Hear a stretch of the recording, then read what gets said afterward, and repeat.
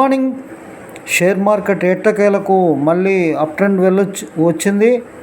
సెన్సెక్స్ 875 పాయింట్లు పెరిగింది. నిఫ్టీ 305 పాయింట్లు పెరగడం జరిగింది. ముఖ్యంగా ఎందుకు ఈ 3 రోజుల తర్వాత ఆవిరైన సంపద రికవరీ అయ్యే పొజిషన్ కనిపిస్తూ ఉంది.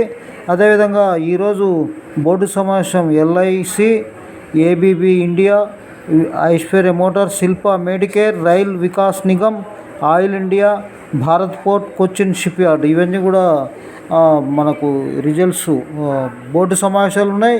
అదేవిధంగా ముఖ్యంగా చమురు, గ్యాసు, లోహ, ఇతర యంత్ర పరికరాలు కూడా ముందంజల నుండి నడిపిస్తూ ఉన్నాయి. ఇక Adani port, power grid, JSW steel, Tata steel ఇవన్నీ కూడా ముందుకెళ్తూ ఉన్నాయి. అదేవిధంగా ఇవి మనం ఇది గమనిస్తే మళ్ళీ మనకు కొంత ఒడిదుడుకులు పోయినట్టు కనిపిస్తుంది. ఈరోజు అప్ ట్రెండ్ వెళ్తాం.